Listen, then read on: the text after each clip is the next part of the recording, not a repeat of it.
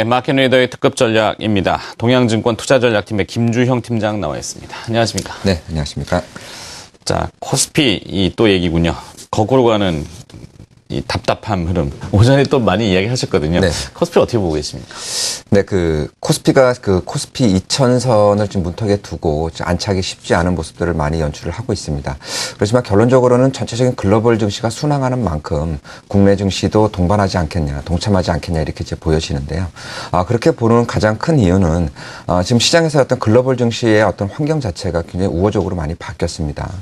미국 증시가 사상 최고치 랠리를 보여주는 것에서 글로벌 금융위기가 끝났다라는 것을 보여주고 있고요. 또 유럽발 재정위기도 문제도 어느 정도 치유가 된 상태라고 보여집니다. 다만 국내 증시가 다소 부진한 것들은 이제 두 가지 정도가 볼 텐데요. 그동안에 환율의 변동성이 워낙 커지면서 외국인 수급에 좀 불리하게 작용을 했다. 이게 이제 첫 번째 약점이 될 수 있고요. 두 번째는 이제 다른 국가들하고는 다르게 정부의 어떤 정책적인 방향들이 좀 덜 공격적이다라는 이제 평을 받을 수가 있거든요. 근데 이러한 문제점들은 사실상은 어떻게 보면은 시장에서의 어떤 환율 변동성은 차츰 이제 줄어가고 있는 입장에 있고, 네. 정부의 정책이라는 것들은 이제 시간을 두고 차츰 나올 수 있는 문제이기 때문에 해결 불가능한 것이 아니라 어느 정도 시간에 대한 문제이기 때문에 이런 것들이 좀 더 가시화되면서는 국내 증시가 상승 랠리에 좀 동참을 할 것이다라고 이제 결론을 갖고 있습니다. 네. 결국은 또 시간 문제군요. 시간과의 싸움이라고 늘 얘기를 많이 합니다만 참 시간이 워낙 강적이다 보니까. 그죠? 자, 이 미국으로 가보면은 이 미국은 양적 완화, 유동성 공급. 그래서 시장의 평가를 유동성 장세, 금융 장세 이런 표현을 하지 않습니까? 그럼 결국에는 돈을 풀었다라는 이런 형이 관념적인 얘기입니다만 그러면 그 통화 가치가 떨어지게 되고 달러 약세의 주가 상승 이런 공식이었는데 최근에는 주가도 올라가고 달러 가치도 같이 올라가고 있습니다. 이걸 두고 어떻게 봐야 되는지 조심스럽지만 실적 장세로 넘어가는 타이밍은 아닌지 달러 인덱스가 강하다라는 것은 어떻게 평가하고 계시는지? 네, 보통 이제 자국 환율이 강하다, 약하다라는 거는 그 나라의 이제 펀더멘탈이 강하냐, 나쁘냐라는 걸 대변할 수가 있는데요. 미국은 지금 상황으로 놓고 보면 글로벌 증시 가운데서 주도적인 위치를 점하고 있고 연준이 취하고 있는 모든 정책들이 어느 정도 시장의 신뢰를 얻고 있다 이렇게 보시면 될 것 같습니다. 이제 에반스 룰이라고 했죠. 실업률이 6.5, 그다음에 물가가 2.5 될 때까지는 양적 완화를 지속하겠다라는 어떤 정책을 펼치고 있습니다. 이것은 뭐냐면 특정한 경제 지표를 목표를 두고 연준이 거기에 공격적인 스탠스로 부양을 하겠다는 뜻입니다. 기존에는 대부분의 이제 중앙은행 들이 그냥 물가를 안정시키는 수준에서 정책을 펴왔다라고 하면 지금은 경기를 안정시키는 수준까지도 공격적으로 스탠스를 취하겠다라는 어떻게 보면 금융시장의 참여자들 입장에서는 굉장히 우호적인 입장에서 좀 정책을 펼쳐주고 있기 때문에 그것 들이 미국 경제의 신뢰를 얻는 것 같습니다. 두 번째는 주택 경기입니다. 지난 한 4, 5년 정도 됐습니다. 글로벌 금융위기 터지고 나서 구조적으로 침체됐던 경기가 이제 본격화되기 시작을 했습니다. 근데 이런 어떤 자산 가격이 오르게 되면 당연히 이제 미국의 소비가 증가를 할 것이고요. 소비가 증가하는 만큼 또 성장률이 어느 정도 탄탄한 모습들을 보여줄 가능성이 큽니다. 이렇듯이 미국 경제에 대한 신뢰도가 그나마 달러 강세로 그대로 연결이 되고 있다고 보시면 될 것 같고요. 당분간은 이런 달러 강세가 소위 말하는 안전자산 선호 때문에 나타나는 현상이 아니라 미국 증시가 굉장히 강건한 모습이 있기 때문에 나타나는 현상이고 그것이 펀더멘탈 회복과 함께 주가 상승으로 이어지고 있다. 이것이 아마 글로벌 증시에 정세적으로는 상당한 시사점을 주지 않나 이렇게 이제 보여집니다. 네.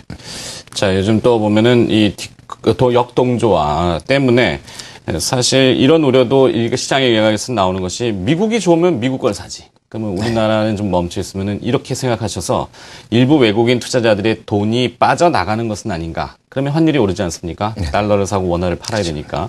일부 또 환율이 또 올라가고 있거든요. 그러니까 이 기후가 오히려 현실화되는 것은 아닌지라는 우려도 있단 말이죠.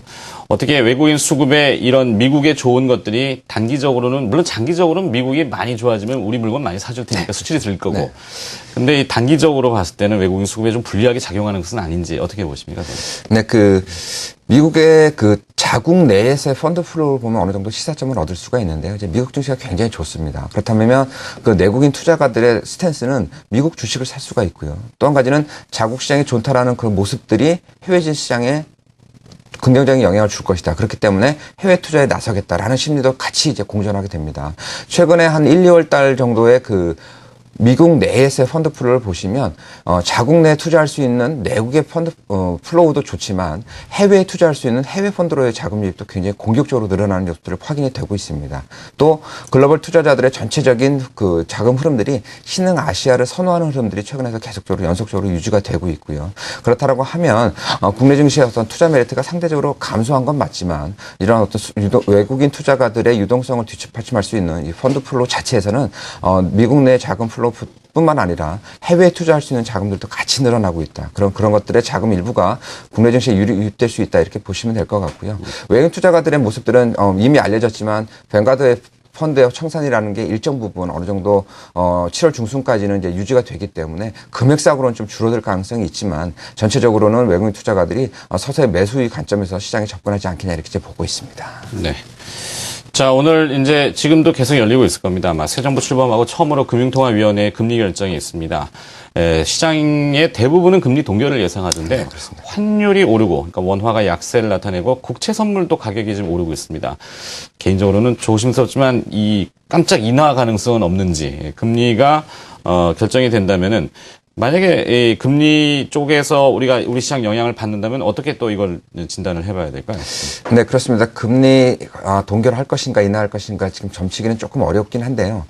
지금 앞서 말씀드렸듯이 그 미국 연준이 굉장히 공격적인 스탠스로 통화 정책을 펴고 있다라는 게 첫 번째 시사점이라고 하면 최근에 일본도 아베노믹스라는 정책 일환 중에 일본 중앙은행이 대대적으로 이제 통화 정책을 완화하는 쪽으로 지금 스탠스를 바꾸는 상황이 있습니다.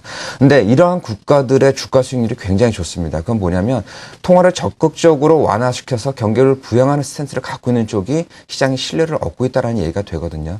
저 개인적인 입장에서는 국내도 어느 정도 그 초금리는 한 번 정도 인하를 해서 경기 부양에 대한 스탠스를 주는 것이 시장에서 굉장히 신뢰도를 얻을 것 같고요.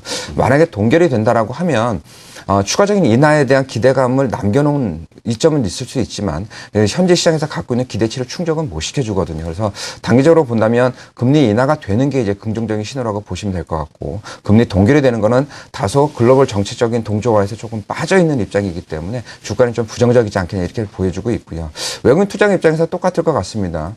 적극적인 통화 정책을 풀어서 경기 부양에 대한 스탠스를 취해주는 신정부의 모습들이 오히려 조금씩은 신뢰를 얻을 수가 있기 때문에 어떻게 보면 전망은 아니지만 저희 주식시장을 입장을 보는 쪽에서는 금리를 인하하는 쪽이 오히려 좀 유리하지 않겠냐 이렇게 보고 있습니다. 그렇죠. 자, 타이밍, 항상 타이밍이 중요한데 앞서 모두에도 시간이라는 얘기를 해주셨고 네. 자, 전략을 좀 함축해가지고 그렇다면 우리가 시간을 어떻게 싸워가지고 이겨봐야 되겠습니까? 네, 그 시간은 큰 차이는 나지 않습니다. 지나놓고 보시면 1월에는 국내 증시가 상대적인 약세였고요. 2월에는 상대적으로 강세였습니다. 이렇게 어떻게 보면 그렇게 긴 시간 호흡을 통해서 뭐 주가 차별화가 되는 것보다는 좀 단기적인 쪽에서만 주가 차별화가 좀 나타나기 때문에 뭐 큰 어떤 추세적인 방향에 대해서는 걱정은 안 하셔도 될 것 같고요.